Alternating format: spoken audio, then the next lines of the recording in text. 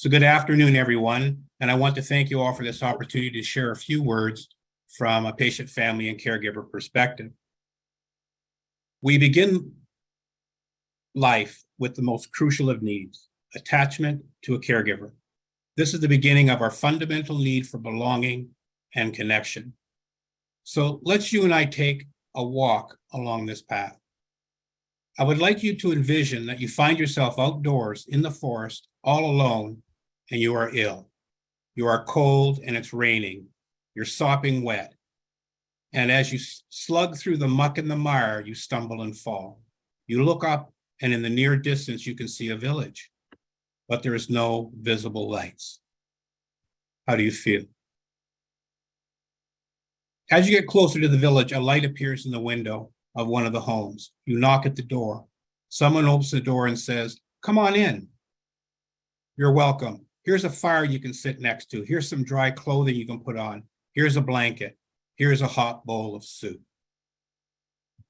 You are safe and you will be cared for here." Now, how do you feel? You've gone from unhappy to happy in a very short period of time with very little things.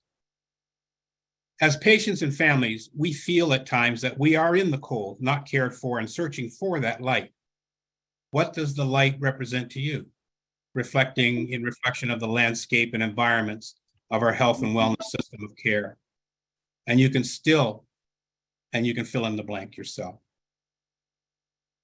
Because of the multiple health concerns surrounding my dad, my older brother, my mother, and my work as a home care worker, the journeys through the healthcare system proved to be no system at all, but a group of services that at times really did not communicate very well between one another and with patients and caregivers. And through this experience, also dealing with the biases associated with race, cultural insensitivity, ageism, and the social determinants of health. I felt like I was seeing a systemic dysfunction of behaviors, attitudes, and an apathy that, in my experience, showed up as a labyrinth that was difficult for me to navigate and was almost incomprehensible to those in my care. I did not want anyone else to have to suffer the frustration and sometimes even the hopelessness of a system that was so focused on itself it had lost sight of what its primary focus should be. In an effort to devise a solution, I had to get involved. I first became a patient family advisor at the local hospital, shared my lived and living experience as a patient and as a caregiver. Through that volunteer position, I was asked to join a planning table tasked to define our population of focus, which led to an invitation to join the leadership table as a patient family caregiver advisor. Little did I know I would become an outspoken voice for the patient families and caregivers for that planning table, making presentation to the Ministry of Health on patient family caregiver experience in our community.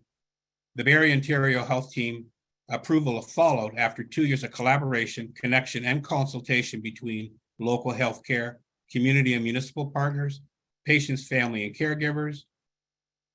And now I sit at the table as a full partner and an elected tri-chair. During the height of the COVID outbreak and subsequent incredibly restrictive lockdowns in long-term care homes, of which my mom at the time was a resident, I immediately took my voice to a much broader community at large. And at one time, I was engaged with at least 16 volunteer activities within the community, including city councils and writing opinion pieces for the local paper. I must admit, though, that at times sitting in these multidisciplinary meetings, including the ministry, was tough. I felt during many of these conversations, my mind was prompting me to ask, can I buy a vowel? There were so many acronyms, which did at times make me feel a little like an outsider, like I didn't belong and somehow not connected. I was coming from my heart and the lived experience, and it seemed that to me that everyone else was coming from the head and from within a culture of silos. At that moment, I thought to myself, breaking down silos is like trying to pin jelly to a wall. But we couldn't think outside the building. And I was immediately reminded of an experience I had in a meeting. In this meeting, the discussion was bogged down. We couldn't reach an agreement. I felt we were missing a crucial consideration, and I shared a comment. And this is what I said. We have a responsibility and a duty to care for frail seniors with respect and admiration for all that they have done, for the generations that came after them. After the meeting, a doctor came up to me, excited and extremely animated, and said, "I liked what you had to say. You know, I never thought of seniors in that way." Then he began to tell me of the changes he was going to make in his practice and care regarding seniors as a result of this new insight. Wow, what a small shift in perspective. Hippocrates said it's more important to know what sort of a person has a disease than to know what sort of disease a person has. As society has changed, parents, employers, teachers, and other traditional authority figures have become more flexible and collaborative. A growing number has come to expect the same of the healthcare system, from government to physicians and other healthcare professions. An important undercurrent in many contemporary healthcare trends is trust. From vaccine hesitancy to the rise of alternative wellness care rooted in a sense of affinity and community, healthcare choices are shaped by people's confidence in their care providers or lack thereof. I personally believe one simple imperative is emerging from these conversations: humanizing healthcare. Embedding the patient, family, and caregiver voice in planning and decision-making across the system is essential. Empowering patients, families, and caregivers by informing, involving, and empowering them. This includes strategies to build health literacy, to promote shared decision-making, to support self-care, and to encourage co-creation of services. I believe that humanizing healthcare also applies to governance that includes leaders modeling collaborative behavior, integrating diverse and inclusive voices, including collaboration, connection, and consultation between local healthcare, community, and municipal partners, patients, families, and caregivers across the spectrum of the Ontario Health Team model in a common vision and shared purpose. It's all about multiple perspectives being unleashed on what may seem to be intractable problems, and should engage a great variety of disciplines and the beautiful diversity that enriches the communities and landscapes that make up the communities within which we live and work.